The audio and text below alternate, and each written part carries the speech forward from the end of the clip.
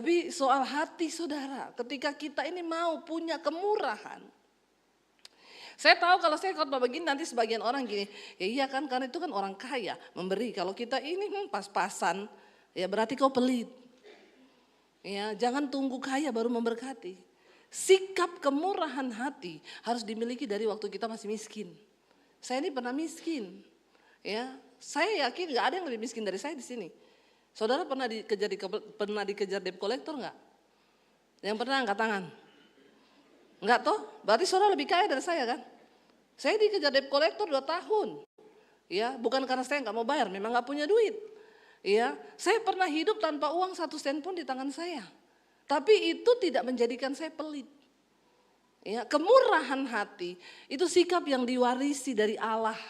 Karena kita bertobat, kita dekat dengan Tuhan, maka kita diwariskan sikap-sikap sifat-sifat ilahi.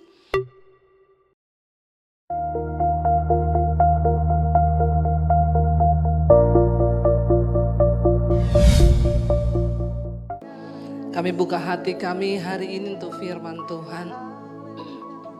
Berbicara bagi kami, sampaikan isi hatimu bagi kami. Urapi hamba-Mu Tuhan. Di dalam nama Tuhan Yesus kami buka hati bagi firman Tuhan. Sama-sama katakan. Amin, amin. Silakan duduk Bapak Ibu, Shalom. Iya, maaf Pak ya, kami terlambat. Tadinya saya pikir saya mau batalin pelayanan ini saudara, karena 2 hari saya demam, saya sakit dan rasanya aduh enggak bisa ya, pas dapat di Bogor jam 7. Dari Jakarta itu pergumulan, apalagi saya pulang dari Ambon ya mungkin kecapean keliling ya, tetapi ya kalau saya ada, saya percaya itu karena kemurahan Tuhan, amin. Kita semua ada. Setiap pagi kalau kita masih bisa buang air kecil, buang air besar, itu kemurahan Tuhan saudara. Karena kalau enggak kita sudah di rumah sakit. Kalau sudah di rumah sakit coba ya, bagaimana kita bisa beraktivitas. Karena tubuh ini kalau sudah terkapar tuh saya baru merasakan ya, orang tuh kalau sakit tuh enggak bisa apa-apa gitu ya. Walaupun banyak keinginan kita, banyak kerinduan kita, tapi kalau udah sakit dalam kelemahan tubuh, ya memang gak bisa apa-apa. Makanya kalau sehat ingat Tuhan, amin. Jangan nanti sakit baru ingat Tuhan, amin. Khususnya buat bapak-bapak ini ya. Kalau tubuhnya masih sehat dijaga, amin. Ya supaya hidup itu kita bisa menjadi berkat. Nah tema firman Tuhan hari ini adalah menabur kebaikan menuai berkat. Saudara, kita percaya bahwa hidup ini dikatakan bahwa dalam hidup ini ada hukum yang namanya tabur tuai. Ya. Hukum tabur tuai ini bukan hanya hukum Allah, tetapi juga hukum alam. Ya, hukum Allah dan hukum alam. Ya, dari Tuhan dikatakan iya, tapi alam pun ya sama. Apa yang engkau tabur itu yang akan engkau tuai. Ya, kalau kau tanam duren maka kau akan menuai. Kecuali lagunya Bruri, buah semangka berdaun. Hafal semua nih lagunya ya. Secara alam ya kamu tanam duren, yang kamu tabur duren, yang kamu tuai ya duren. Itu namanya hukum Allah dan hukum alam. Kalau sudah hukum Allah dan hukum alam, ya jangan dibantah. Karena itu pasti benar. Dikatakan Galatia 6 ayat yang ke-7, coba kita baca. Galatia pasal 6 ayat yang ke-7, dikatakan di sana firman Tuhan, 1, 2, 3. Jangan sesat. Allah tidak membiarkan dirinya dipermainkan. Karena itu juga yang siapa yang ingin menuai berkat di sini? Tolong angkat tangan ya. Semua tuh kalau saya tanya siapa yang ingin menuai kutuk? Enggak ada pasti toh? Enggak ada. Masa kita mau menuai kutuk? Siapa yang mau menuai berkat? Sekali lagi angkat tangan. Alkitab berkata, jangan sesat. Allah tidak membiarkan dirinya dipermainkan. Sebab apa yang ditabur orang itu juga yang dituainya. Kalau kelakuanmu ya, engkau menabur dosa, menabur semua yang jahat dalam kedagingan, ya maka jangan harap hidupmu diberkati. Amin. Saya sering melihat orang-orang yang tidak hidup takut Tuhan. Tapi pengen hidupnya baik, pengen anaknya baik. Padahal dia tidak hidup menghormati Tuhan. Hidupnya itu tidak menjadi berkat. Ya. Suami-suami kalau engkau tidak hidup menjadi berkat, ya jangan harap anak-anakmu itu diberkati. Ya, pasti mereka tidak akan diberkati. Karena apa yang ditabur orang itu juga yang akan dituainya. Dan ternyata kesesatan itu bukan cuma dia pergi berdoa di bawah pohon itu sesat. Enggak. Jangan sesat. Allah tidak pernah membiarkan dirinya dipermainkan. Kamu menabur kejahatan, maka kamu akan menuai kejahatan. Dan Tuhan tahu apa yang kita tabur dalam hidup ini. Nah, tema firman Tuhan hari ini menabur kebaikan, menuai berkat. Itu benar karena sesuai dengan hukum Tuhan. Kita lihat dari ayat dari gereja Amsal 11 ayat yang ke-24 dan ayat 25. Amsal 11 ayat 24 ayat 25. Kita baca bersama 1, 2, 3. Ada yang menyebar harta tetapi bertambah kaya. Ada yang menghemat secara luar biasa namun selalu berkekurangan. Siapa banyak memberi berkat, diberi kelimpahan. Siapa ia sendiri akan diberi minum. Ya memang saudara, untuk menabur kebaikan itu tidak hanya semua soal uang. Ya dalam hidup ini kita menabur kebaikan itu banyak, mengampuni itu menabur kebaikan. Ya kita tidak membalas yang jahat itu juga menabur kebaikan. Ya tetapi kalau bicara soal berkat materi, maka kita harus masuk di dalam ya satu hal yang namanya keuangan. Ya kita semua mau nggak hidupnya diberi kelimpahan? Siapa yang mau hidup berkelimpahan? Angkat tangan. Ya semua mau tuh. Karena kalau orang hidup kelimpahan itu setidaknya ya satu pusing hilang gitu ya. Yang enggak? Ya bapak-bapak. Dan kayaknya pusing yang paling pusing itu memang kalau tidak ada apa? Pusing yang paling pusing itu kalau nggak ada apa? Uang ya. Katanya uang nggak dibawa mati. Jangankan mati Bu, hidup aja saya nggak ada duit ini. Ya, kok bicara mati masih hidup aja nggak bawa uang ini. Saudara, kalau kita bicara tentang kelimpahan dalam hal keuangan, maka kita juga harus balik ya menabur dalam hal juga keuangan. Ayat ini berkata begini, ada yang menyebar harta tetapi bertambah miskin. Oh kaya ya. Ada yang menghemat secara luar biasa namun selalu kekurangan. Siapa banyak memberi berkat diberi kelimpahan. Siapa memberi minum ia sendiri diberi minum. Ini yang ngomong bukan saya loh. Ini yang ngomong firman Tuhan. Ya kalau saya yang ngomong saudara gak usah percaya. Tapi kalau firman Tuhan yang ngomong maka kita harus percaya. Walaupun bertentangan dengan logika. Enak banget ngasih duit kok. Ya, saya aja butuh uang. Kalau saya kasih uang, maka ya saya pasti kurang. Itu logika matematika otak manusia. Tapi di hadapan Tuhan tidak begitu.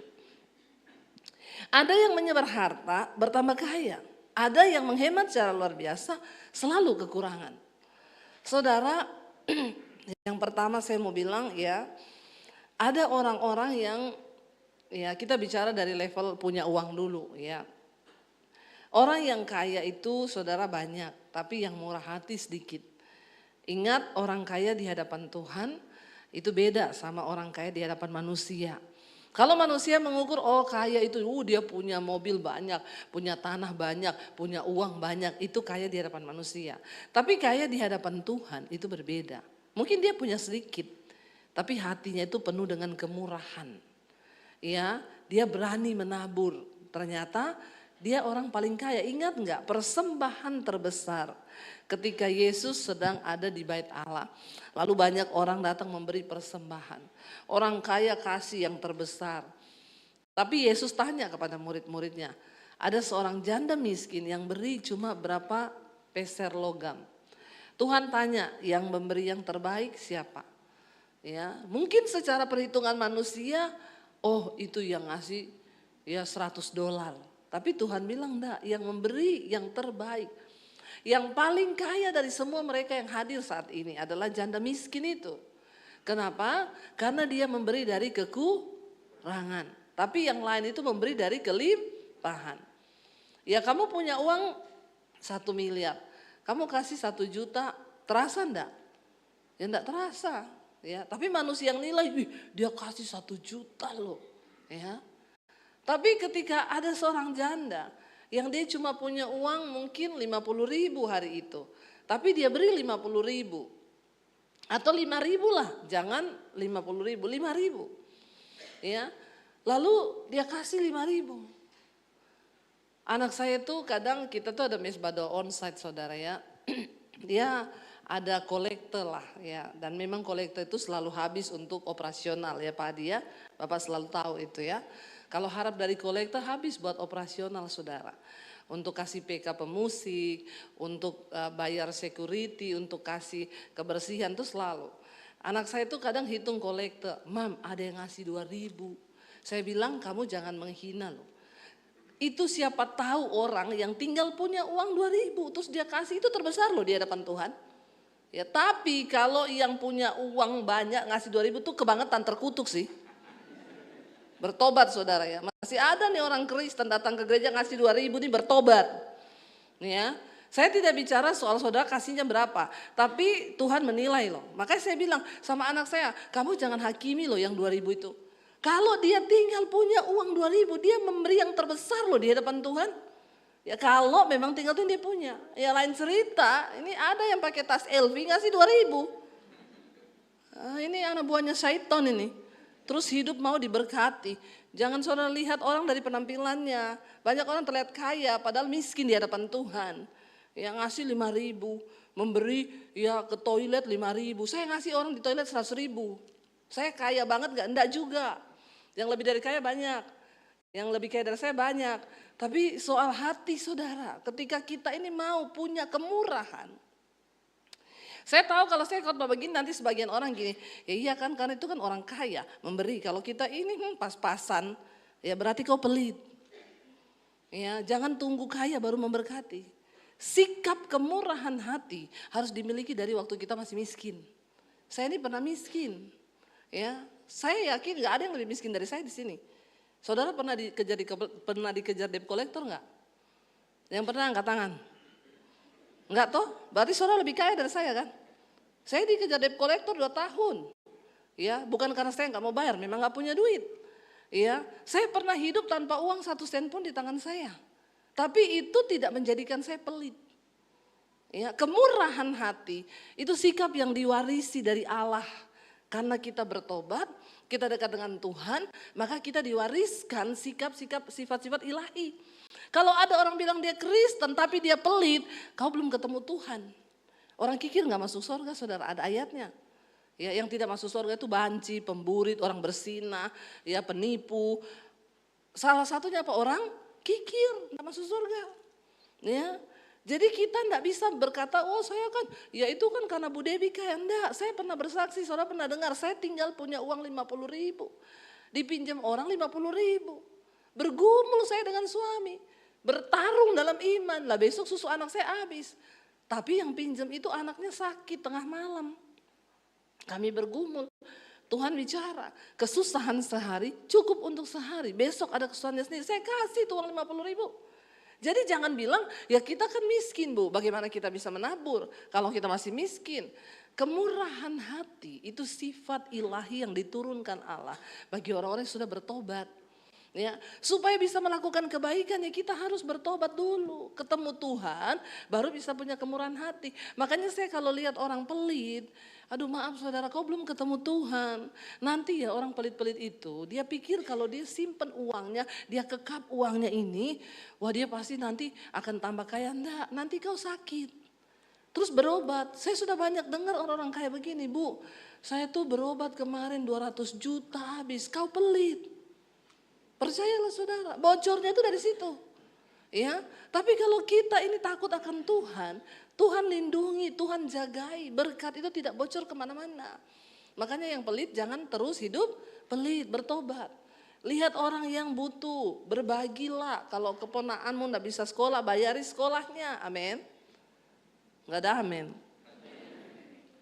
Ya, nggak apa-apa kalau kita diberi kelebihan, berani.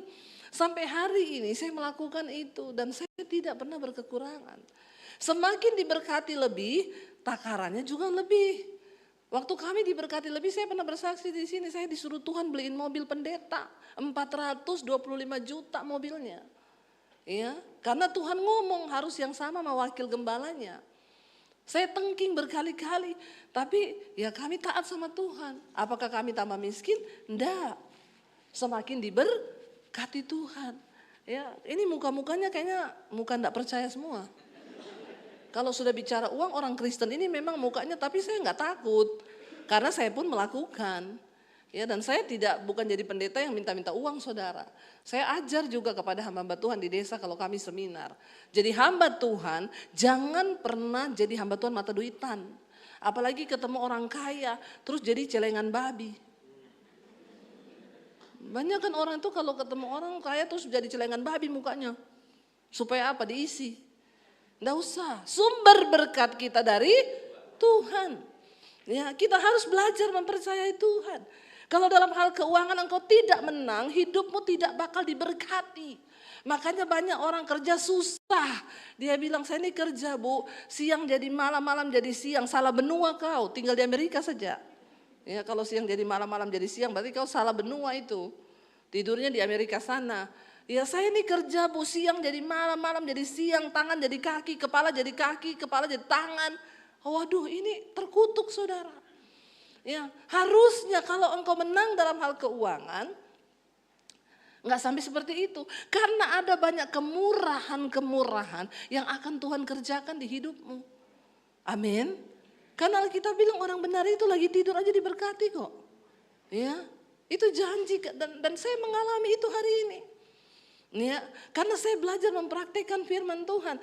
Ayat ini dengan jelas berkata, siapa yang menabur dia akan menuai, dan ya ada yang menyebar harta tapi bertambah kaya, ada yang menghemat secara luar biasa tapi kekurangan. Karena itu tadi, nanti sakit, berobat 200 juta, nanti ini 300 juta, nanti ini terus bangga lagi saudara. Banyak orang-orang kaya itu ya, teman saya bangga loh kalau ketemu, iya bu kemarin baru pulang, dari mana? Dari itu berobat di Penang habis 300 juta loh. Saya bilang terus bangga gitu habis 300 juta berobat. Iya, bangga itu saya kemarin habis 300 juta kenapa? Bangun gereja di desa itu top. Amin. Itu top. Tapi kalau bangga kenapa? Habis 1 M kenapa? Berobat. Makanya jangan bilang kanan kirimu jangan pelit kau. Bertobat bilang. Ya, ayo hidup ini saudara, tabur tuai. Apa yang kita tabur, itu yang kita tuai. Nah saya melihat bagaimana Tuhan memberkati. Ya, bagaimana kita ini melihat ya Tuhan itu menyertai kehidupan pelayanan kami, mencukupi. Dari perkara kecil kami terus belajar setia kepada Tuhan. Bahkan saya pernah cerita ketika ya pandemi kami cuma punya uang 10 juta. Nggak tahu mau hidup bagaimana. Di tengah kekurangan pun tiap ada tukang ojek datang ke rumah saya kasih sembako. Ya, saya belajar walaupun berkekurangan. Ya, karena saya percaya hukum Tuhan ini. Akhirnya setelah pandemi 2 tahun, ada uang 2 M di tabungan kami dari YouTube. Tiba-tiba YouTube kami dimonetisasi, dapat uang dari YouTube. Puji Tuhan toh. Ya, dapat uang. Saya tanya Tuhan, ini uang buat apa? Tuhan bilang bangun sekolah misi. Ya, taruh uang 2 M itu untuk pembangunan sekolah misi. Secara manusia ya bisa buat apa-apa dulu kan, tapi Tuhan mau begitu ya udah kami taat. Waktu bangun sekolah misi habisnya 4,5 miliar. Uang dari mana?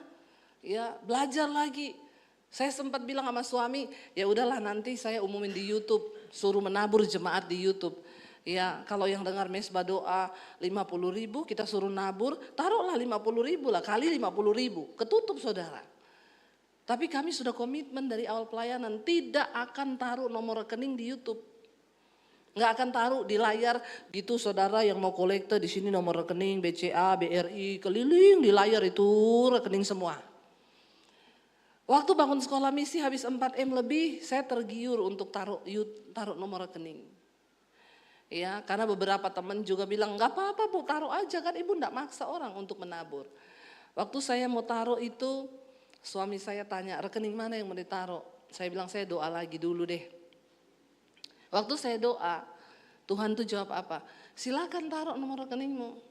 Kamu dapat lebih dari yang kamu mau bahkan, tapi aku tidak bekerja. Kau saja dengan kekuatanmu. Karena engkau sudah seperti Daud yang mencoba menghitung kekuatan pasukannya. Padahal Daud tahu dia menang bukan karena kekuatan pasukannya, tapi karena kuasa Tuhan. Di hidup ini jangan pernah berpikir hidup dengan kekuatanmu, keuanganmu. Sebab ada hal-hal lain yang secara supranatural yang Tuhan bisa lakukan di hidup kita. Lalu saya bilang sama suami, gak usah kita tidak usah merekayasa Tuhan dengan otak manusia kita soal keuangan. Kita berserah sama Tuhan. Akhirnya gak jadi taruh nomor rekening. Saya tidak pernah kasih proposal. Saya tidak pernah WA Pak Hadi loh, Pak kami lagi bangun sekolah dong. Ini Pak proposalnya habisnya 4M, Bapak mau tabur berapa? Pernah gak Pak? Kalau ada yang pernah kasih tahu sama saya. Yang dengar di YouTube ini, kasih tahu saya pernah gak minta 1 sen pun sama orang kaya. Saya punya banyak teman orang kaya. Tapi saya belajar mengandalkan Tuhan. Dalam hal uang, hati-hati saudara. Karena Yesus berkata kamu gak bisa mengabdi pada 2 Tuhan. Pada Allah dan pada uang. Lalu kami jalan dengan iman 6 bulan pembangunan selesai. Secara ajaib. Ya ada orang yang Bu saya dengar ibu bangun sekolah saya mau kirim cat, saya mau kirim ini, saya mau kirim. Sampai detik ini sudah angkatan ke-6. Saya tidak pernah kasih proposal sama Pak Hadi. Untuk topang sekolah misi yang sekolah gratis. Ya setiap angkatan 30 siswa. Apakah pernah saudara? Tuhan yang mencukupi. Ya jangan main-main soal uang. Ya itu Tuhan yang tahu. Apakah hari ini kami kekurangan? Enggak. Tuhan berkati. Terus ada, terus mengalir. Ya dan apa yang Tuhan sudah katakan benar. Siapa memberi berkat dia diberi kelimpahan. Ya itu janji firman Tuhan. Kita buka bersama yuk. Lukas 6 ayat 35. Lukas 6 ayat 35 sampai 36. Apa yang firman Tuhan katakan saudara? Lukas 6 ayat 35 dan 36. 1, 2, 3. Tetapi kamu kasihilah musuhmu dan berbuat baik kepada mereka dan pinjamkan dengan tidak mengharapkan balasan. Maka upahmu akan besar dan kamu akan menjadi anak-anak Allah yang maha tinggi. Sebab ia baik terhadap orang-orang yang tidak tahu berterima kasih dan terhadap orang-orang jahat. Hendaklah kamu murah hati sama, amin saudara. Bahkan terhadap orang yang jahat sama kita. Saya pernah saudara, puji Tuhan ya karena ini soal menabur kebaikan, saya harus bersaksi bukan untuk kesombongan. Ya, tetapi hamba Tuhan itu harus lebih dulu yang melakukan baru bisa khotbah, amin. Supaya tidak jadi hamba Tuhan katanya. Ya hamba Tuhan yang gak nabur tapi khotbah soal nabur, pret itu. Namanya berteori, enggak mungkin. Setelah kami diberkati lewat YouTube, puji Tuhan, setiap bulan ada puluhan pendeta yang kami berkati. Ya, mulai dari 1 juta, 1,5, 2,5. Kalau yang ada anaknya kuliah saya kasih 2,5 juta. Gembala-gembala. Ya, itu puluhan saudara setiap bulan ya. Saya tergerak sendiri dan Tuhan yang menggerakkan. Lalu tidak pernah diem, ada pastori atau gereja yang kami bangun ya setiap bulan. Selesai satu lagi. Selesai satu lagi. Apakah kami tidak punya pergumulan? Punya. Saya ini lagi nyicil tanah sekolah misi. Ya, punya pergumulan. Tapi saya waktu itu beralasan begini, Tuhan, kan ini sudah saya ini lagi nyicil tanah sekolah misi. Tadinya dipinjamkan tapi akhirnya dijual. Ya tadinya saya nggak pengen beli tapi lewat beberapa peneguhan akhirnya Tuhan suruh kami beli tanah itu. Ya hampir 5 miliar saudara. Dan saya tuh bilang Tuhan kan kami ini lagi ada tanggungan nih bayar cicilan tanah. Berarti saya stop dulu yang lain-lain. Ya yang lain-lain stop lah Tuhan ya supaya uangnya ini saya alokasikan. Apalagi ada orang yang saya tabur tiap bulan itu ternyata dia jelek-jelekin saya di luar. Ya, jahat saudara orang ini. Saya taburi dia tiap bulan, tapi dia jelekin saya di luar, nama saya, padahal saya tuh enggak terlalu dekat. Ya, ada loh. Dan ini duri dalam daging. Saya dengar dari beberapa orang, saya pengen hentikan, tapi Tuhan tegur dengan ayat ini. Ya, Tuhan bilang begini kan. Ya, upahmu akan besar di surga. Allah yang maha tinggi, bahkan musuhmu itu dibilang ya, berbuat baiklah kepada mereka, kepada musuhmu, ya, beri pinjaman, jangan berharap ganti. Ya, maka upahmu akan besar loh, kata Tuhan di sorga, dan kamu akan menjadi anak-anak Allah yang maha tinggi. Sebab ia baik terhadap orang-orang yang Tuhan itu baik bagi orang yang tidak tahu terima kasih, dan terhadap orang-orang yang orang jahat. Bahkan untuk orang jahat dia masih baik. Buktinya dia terbitkan matahari untuk orang jahat. Tuhan tidak pilih-pilih ya.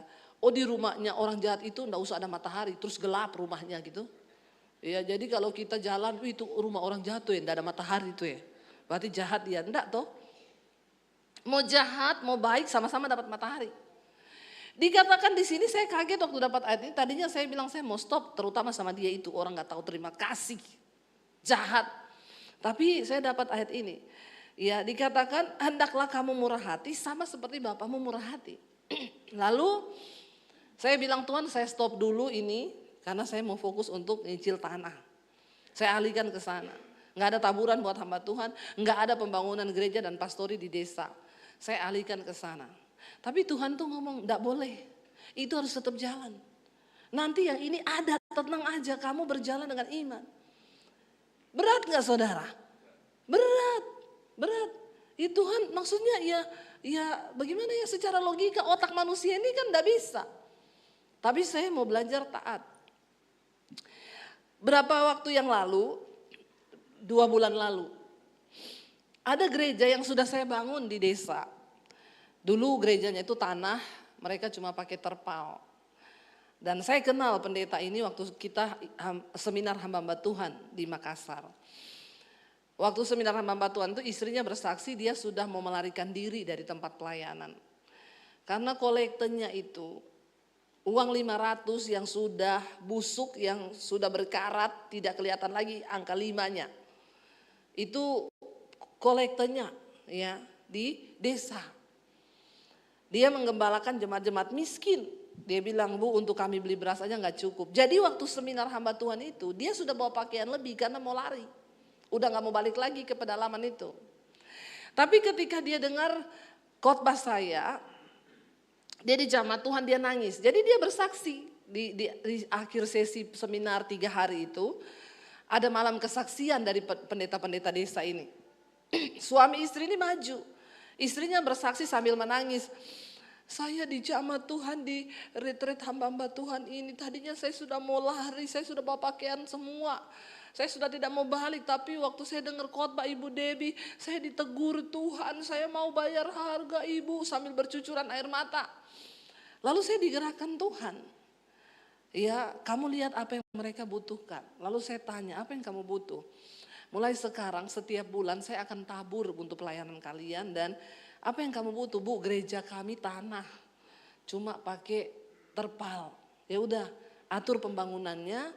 Nanti kamu minta bahan-bahan ke toko bangunan. Saya minta nomor rekening toko bangunannya. Apa yang kamu ambil saya bayar ke situ. Tiap diambil bahan dia foto. Dibangunlah gerejanya. Sudah pasang keramik, pasang tembok, jadi saudara. Dia kirim video, Bu kami sudah ibadah Natal di tempat yang layak. Sudah keramik begini ya, walaupun memang di desa tapi udah ada keyboard, speaker, lumayan lah puji Tuhan. Yang ikut ibadah ada 100-an waktu Natalan. Tiba-tiba 2 bulan lalu dia kirim, Bu pastori kami roboh karena angin kencang. Dalam hati saya, ya suruh orang lain lagi lah, jangan saya terus. Saya kan sudah bangun gerejamu. Saya pura-pura tidak mau lihat. Ya, malah saya lihat saya baca totalnya hampir 60 juta sudah dihitung tukang kalau bangun pastori. Habisnya 60 juta. Makanya ini ibu-ibu yang suka beli tas 60 juta itu jadi satu pastori loh. Kau cuma bawa tas ini. Ya, itu satu pastori di kampung. Ya, bertobat ya. Kalau kau bisa beli tas satu, bangun pastori satu, amin. Karena ibu-ibu ini banyak gaya ini kadang-kadang ya, sok-sokan gaya tapi kau miskin di hadapan Tuhan. Saya ngomong begini karena saya melakukan. Saya bisa mempertanggungjawabkan di hadapan Tuhan. Kadang pendeta nggak berani ngomong karena dia juga nggak melakukan. Ya, lalu saya pura-pura nggak mau lihat. Itu WA. Saya dalam hati sudah saya bangunin gerejanya, sekarang mau minta dibangunin pastori lagi. Dan kita ini nggak ada donatur tetap loh saudara. Saudara pikir, oh ada Bu Debbie punya donatur dari Amerika yang kasih 1 M pret. Nggak ada. Dari Tuhan. Saya pura-pura nggak mau lihat. Tapi di hati ini berkecamuk. Satu saat saya ada transfer uang saudara ke salah satu ini untuk bayar suatu. Salah transfer 35 juta. Jadi nomor rekeningnya itu sama. Cuma beda angka di belakang. Yang 16, yang 11. Salah pencet ke transfer. Saya telepon Bank BCA. Mbak, saya salah transfer 35 juta bisa diblokir nggak? Maaf Bu, nggak bisa sekarang kami nggak bisa blokir. Ya kalau salah transfer gitu ibu berdoa saja. Karena bank juga nggak bisa apa-apa. Kalau orangnya mau kembaliin dibalikin. Kalau enggak. Waduh. Ya stres saya saudara. Nah itu Tuhan mulai bicara, makanya kau jangan pura-pura tutup mata sama itu pastori. Kadang-kadang saudara, kalau mau hilang sekejap itu duit, entah bagaimana hilang. Saya minta ampun Tuhan, ampuni saya Tuhan. Saya mau coba urus, saya bilang ke mbaknya, Mbak tolong urusin ya. Iya Bu, ibu kirim, panjang prosesnya. Saya telepon ke Halo BCA itu kan tunggu Halo BCA itu seperti tunggu jodoh ya. Ya, kalau telepon tuh lama sekali nanti sebentar ibu mohon menunggu. Dengar lagu nanti putus. Saya sudah tunggu lama akhirnya saya pergi menghadap ke bank ya tempat rekening itu ada dia di bank ini terdaftarnya. Mereka juga enggak bisa bantu. Ya kami akan fasilitasi tapi tergantung orangnya Bu. Kalau orangnya kembalikan ibu terima balik kalau enggak. Akhirnya saya bernasar begini Tuhan kalau uang itu balik. Saya bangun itu pastori Tuhan, ampuni saya. Lama loh saudara, 1 bulan lebih prosesnya. Ya, akhirnya orang itu balikin. Ya, saya bilang, oke Tuhan, saya tidak mau ambil uang ini. Ya, mengerikan ya kalau Tuhan ambil berkat kita itu saudara. Aduh, sedetik aja cuma salah pencet 1 angka. Hilang sudah. Akhirnya balik, saya WA dia. Oke. Jadi bagaimana, mana fondasimu, mana foto-foto anumu ini Bu. Ya udah kamu pergi ambil seperti biasa di toko bangunan, ya ambil bahan-bahan. Jadi sekarang sudah lagi proses pembangunan saudara. Ya saudara, ya dan ternyata saya plong akhirnya. Ya terlebih berkat memberi daripada menerima itu benar. Ya makanya saya tidak rela tuh beli tas mahal, beli apa mahal.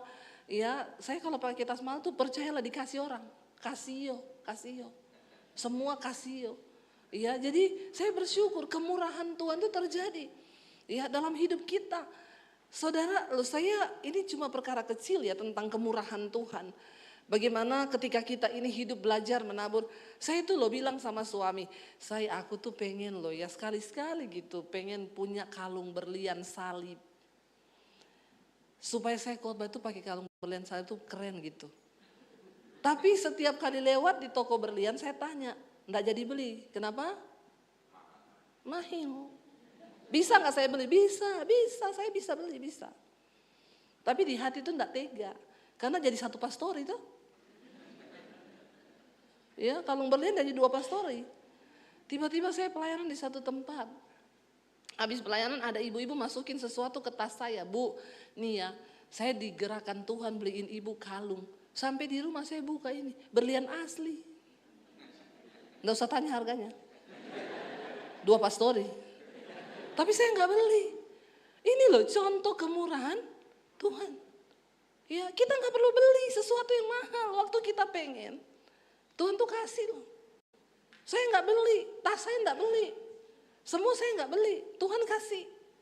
Ya asal kita nih tahu bagaimana melakukan dengan kita. Saya enggak suruh saudara bangun pastori, enggak. Tapi kau jangan jadi orang yang pelit. Lihat kanan kirimu.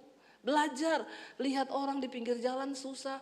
Kau punya uang, berbagilah 100.000 di dompet. Kasih dia 20.000, mungkin itu berguna untuk makan, amin. Karena kita nggak pernah tahu kan.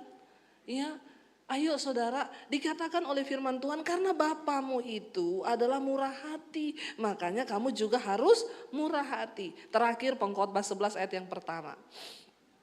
Pengkhotbah 11 ayat yang pertama dikatakan, baca bersama, firman Tuhan berkata, lemparkanlah rotimu ke air. Pengkhotbah 11 ayat 1, baca 1, 2, 3. Lemparkanlah rotimu ke air, maka engkau akan mendapatnya kembali lama setelah itu. Artinya apa? Taburan yang engkau beri untuk orang lain, satu saat itu pasti akan berbalik kembali kepadamu. Ada banyak kemurahan Tuhan yang lain, ya, yang bentuknya mungkin tidak selalu uang, kesehatan, ya, kekuatan, ya, anak-anakmu dalam pemeliharaan Tuhan. Mereka hidup dalam perlindungan Tuhan. Itu juga adalah bukti berkat Tuhan dalam hidup kita. Karena itu Bapak Ibu, jangan jadi orang yang pelit, ya. Jangan jadi orang yang tidak bermurah hati. Murah hati juga artinya apa? Kalau ada orang bikin salah, cepatlah memaafkan. Jangan hidup dalam kepahitan. Karena firman Tuhan berkata, kalau kau menabur kemurahan, engkau akan menuai kemurahan dan berkat-berkat yang dari Tuhan. Ya, saya undang para imam musik maju ke depan. Kita sama-sama nyanyikan lagu tadi, kemurahanmu itu lebih dari hidup. Karena kita sudah mengalami kemurahan Tuhan. Karena kita sudah mengalami kebaikan Tuhan. Ya, maka dari itu mari kita menjadi orang-orang yang murah hati di hadapan Tuhan. Mari kita menjadi orang-orang yang penuh kemurahan. Ya, apapun yang Tuhan mau kita lakukan. Kalau hari ini Tuhan mau engkau lepaskan pengampunan, mengampunilah. Kalau hari ini Tuhan mau engkau menabur sesuatu, mungkin itu uang terhadap orang yang membutuhkan, taburlah. Bangkit berdiri bersama saudara.